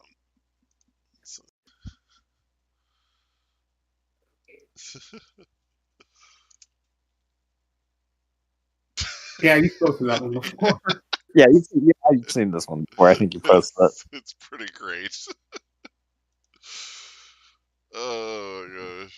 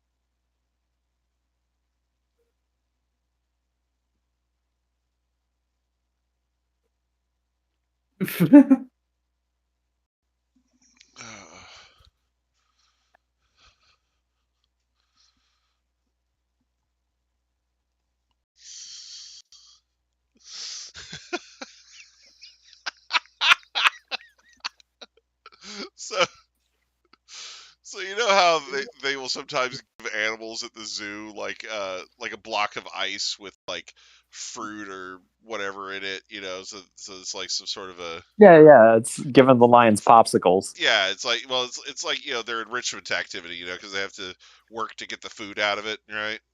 Yeah. So it's, it's the otaku version.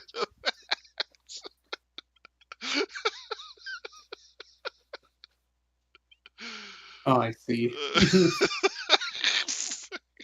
He's trying to break through the spaghetti. That's yeah. There's like apples in there, and then there's just like freaking erotic magazines. Yeah. Just randomly. Enrichment activities, yeah. It's just that one with the cat on the bicycle is freaking great. Uh,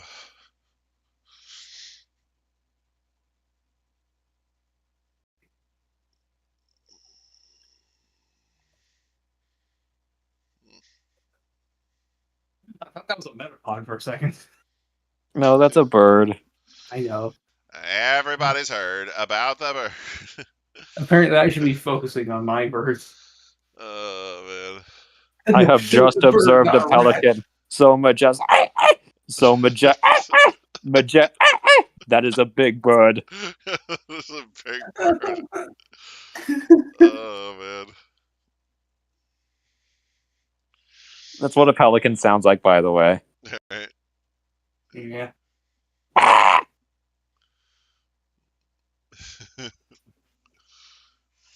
That's what the pelican sounds like as it goes to steal the garlic bread. Alright. Oh my god. Oh yeah, pro tip. Don't ever walk onto a pier if you have garlic bread in your hand. They can smell that shit from a mile away. Do not ask me how I know this information. Oh, someone is speaking from experience. No.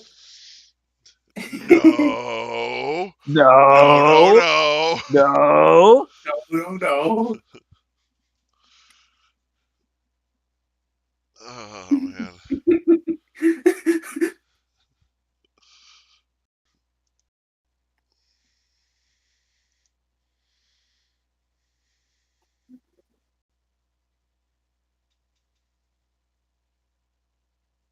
Pelicans are wild, bro.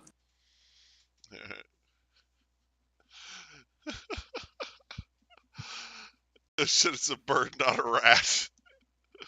Damn.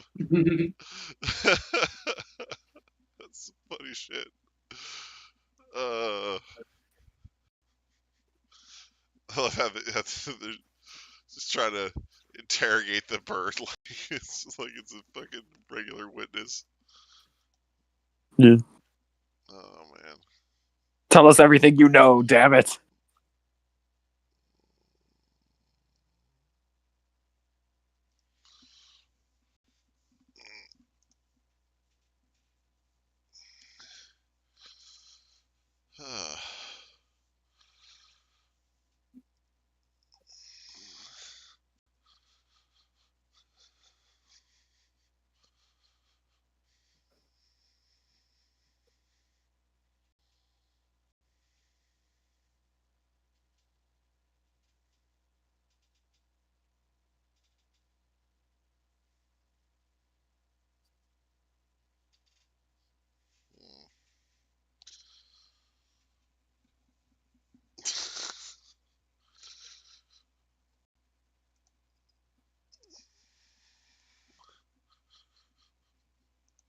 Jeez.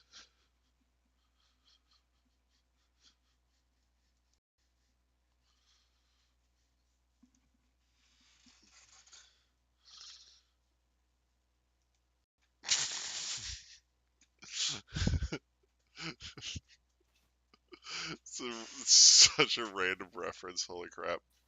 Yeah.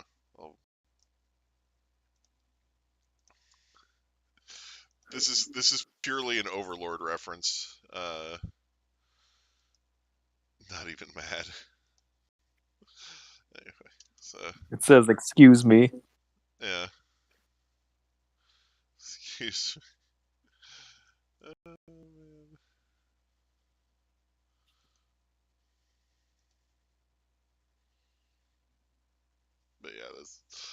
That Fuel of all life is lamp. yeah. So it's a reference from from fucking it's a reference from Overlord. It's referencing a couple of things from Overlord at the same time. It's funny. Well,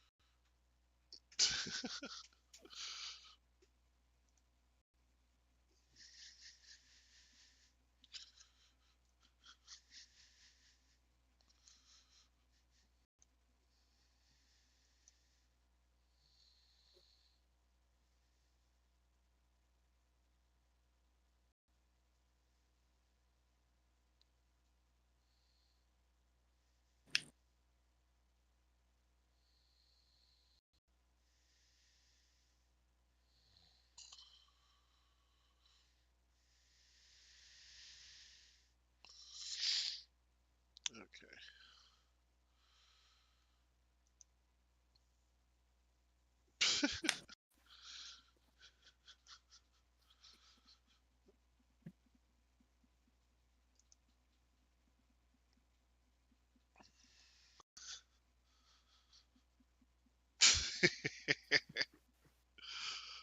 Oh man.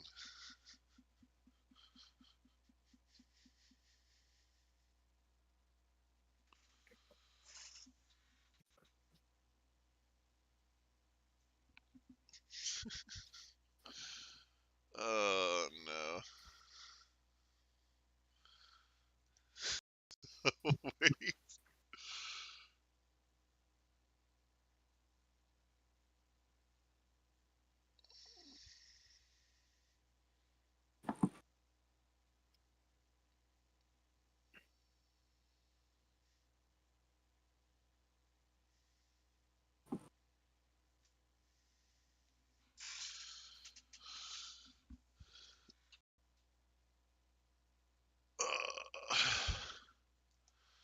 Let's see here.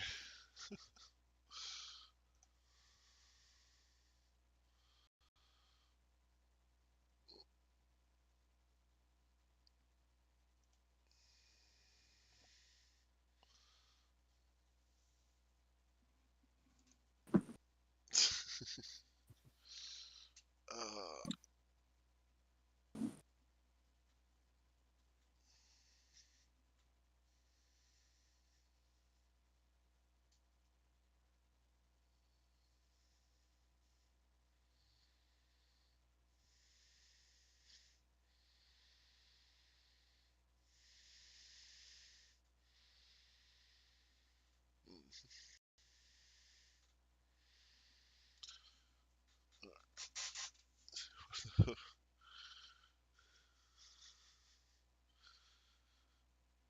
what the?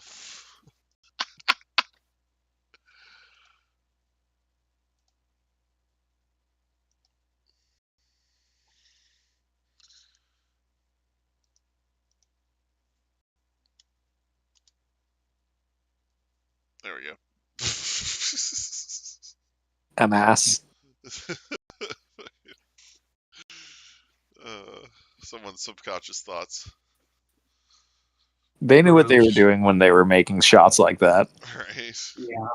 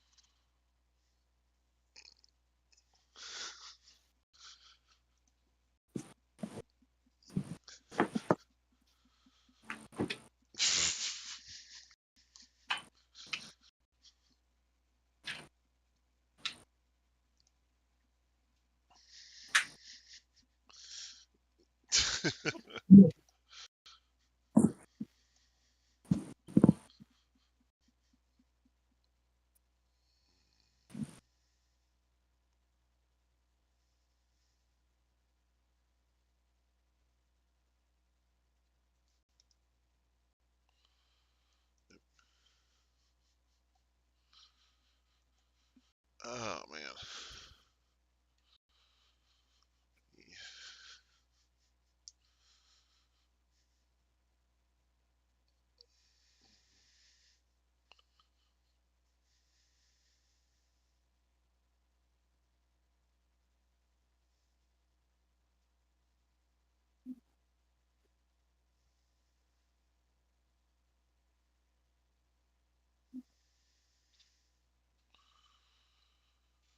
Let's see here.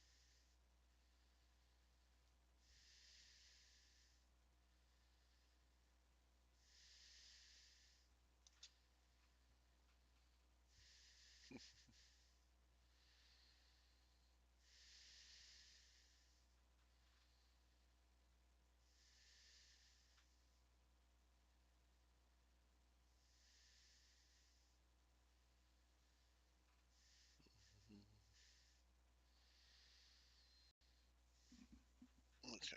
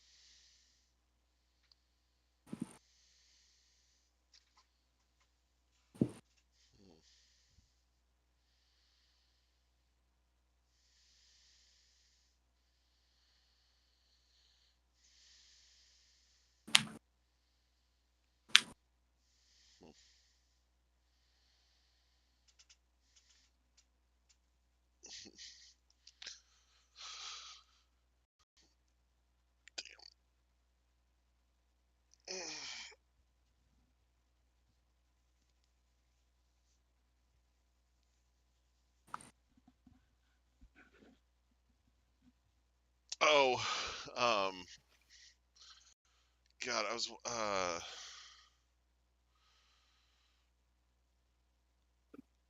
looking at a old copy of the first volume of Magical Shopping Arcade Abenoboshi, and holy crap, the fucking gags in there. Oh man.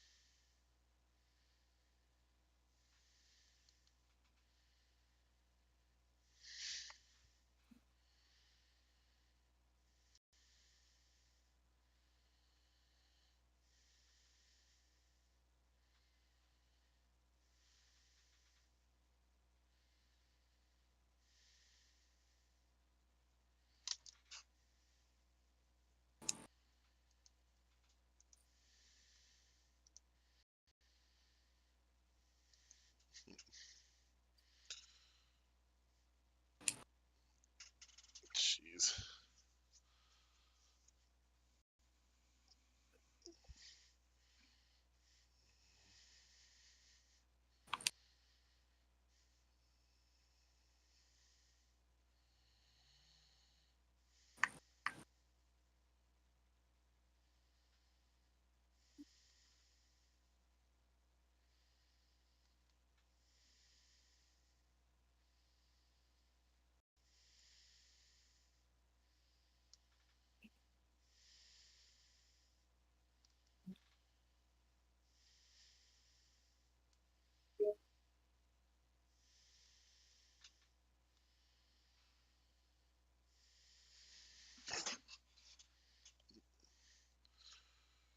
Oh, jeez. Okay. I think we're gonna go ahead and put it into the stream for the night. Right. So, I want to thank everybody so much for watching. I do hope you enjoyed the mostly yap-filled podcast. I know it's a little odd, but you know. A podcast filled with yapping? I know. No. We're trying something a little new this Wow. time. You know. You know, it's a strange new concept. Anyway, but I think it worked out okay. But yeah, so we'll be back to do more podcasting next week. Who knows how much yapping will be involved, but there'll be podcasting. It'll be great. Yeah. And of course, as always, I do hope everybody has a great day. Bye-bye. Goodbye, everybody. The show is over. Thanks for watching until the end. If you happen to enjoy the content, please leave a like my hand. I play games and sometimes do other stuff. If you're interested, you can subscribe.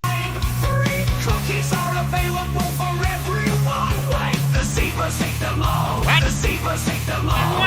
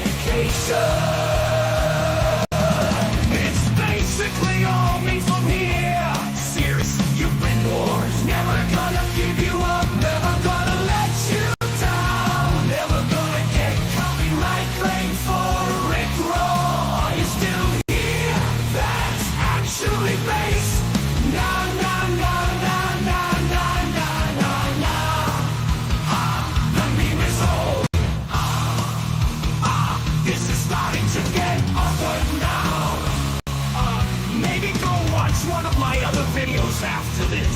It'll be great if you're new to the channel. There's hours of content to watch. If you've been here a while, we're super nostalgic. It's a win-win situation. 2D's even count as lyrics. I guess anything does if you sing it. What does that have to do with anything? No, he's got a point.